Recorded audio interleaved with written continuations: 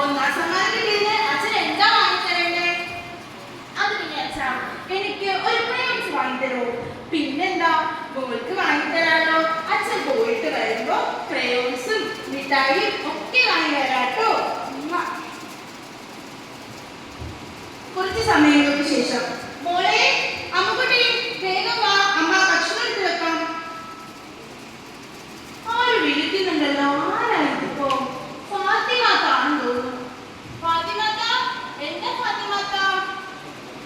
എവിടെ പോയി കിടക്കാടി മാള്? എത്ര നേരായിട്ട് വിളിക്കുന്നു. ഞാൻ സുഖത്തെയും ഭർത്താവ് തന്നോണ്ടിരിക്കുമ്പോ അതിന്റെ പെണ്ണ് പെട്ടെന്ന് അങ്ങ് പോണുണ്ടല്ലോ. എന്തേ? അത് പിന്നെ ഫാത്തിമാത്ത, ഓൾക്ക് പാട്ട് മത്സരത്തിന് ഒന്നാം സമ്മാനം കിട്ടി. അതിന്റെ സന്തോഷത്തിന് ഇങ്ങ് പോകുന്നതാ. എന്നിട്ട് എവിടെയാ സുന്ദരി? ഓള് കുളിക്കുക. ഏട്ടനാണെ നേരെ ലോഡേക്ക് പോയി. ഇനി നാളെ രാവിലെ വരുള്ളൂ. നമ്മൾ ഇനി ഭക്ഷണം കഴിച്ച് കിടക്കാന്ന് കരുതി. കുറച്ച് സമയങ്ങൾക്ക് ശേഷം, അമ്മേ, നാളെ രാവിലെ അച്ഛൻ മിഠായി വാങ്ങി വരുമ്പോ എന്റെ ക്ലാസ്സിലെ എല്ലാവർക്കും കൊടുക്കണം. ക്രയോൺസ് വാങ്ങിയിട്ട് വേണം. ഒരുപാട് ചിത്രങ്ങളൊക്കെ അമ്മൂട്ടി വരയ്ക്കാൻ. അതൊക്കെ ചെയ്യാൻ മോളെ. എന്റെ മോള് അറിയിക്കോട്ടോ.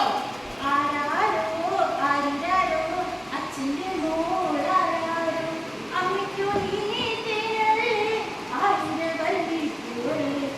എന്താ കൊച്ചി വിരുത്തി കൊള്ളാത്തൊരു സ്മെല്ല് വരുന്നുണ്ടല്ലോ. എന്താട്ടോ?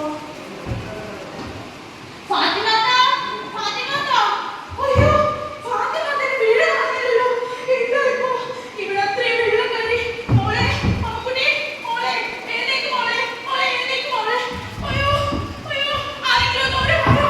അയ്യോ, ആരെങ്കിലും ഒന്ന് ഓടി വായോ. അയ്യോ, അയ്യോ, അയ്യോ. അമ്മുകുട്ടി, മോളെ, അമ്മുകുട്ടി, മോളെ, അമ്മുകുട്ടി, മോളെ, അമ്മുകുട്ടി. എന്റെ അമ്മുകുട്ടി കവിഞ്ഞില്ലേ? മോളെ, അമ്മുകുട്ടി, മോളെ, മോളെ. അമ്മുകുട്ടി,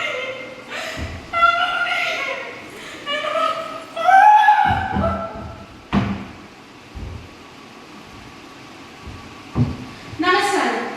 ഞാനിപ്പോൾ നിൽക്കുന്നത് മേൽപ്പാടി പഞ്ചായത്തിലെ ആരോഗ്യ കേന്ദ്രത്തിലാണ്. ഉച്ചവരെയും ഉടവരെയും നഷ്ടപ്പെട്ട പലവിധമായ ആർക്കും നമ്മൾ കൂടെ ഉണ്ട്. നമുക്ക് ചോദിക്കാം.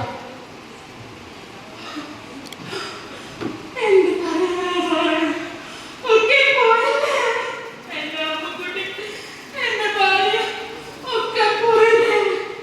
സാറിനറിയോ, എന്റെ മോൾക്ക് ഇന്നലെ പാട്ട് മത്സരത്തിന് ഒന്നാം സമ്മാനം കിട്ടി സാറേ. അവൾക്ക് വേണ്ടി വാങ്ങിച്ചതാണ്. ഞാനിത് ഇനി ആർക്ക് കൊടുക്കാനാ സാറേ? ഒക്കെ പോയില്ലേ? അമ്മുകുട്ടി, അമ്മുകുട്ടി.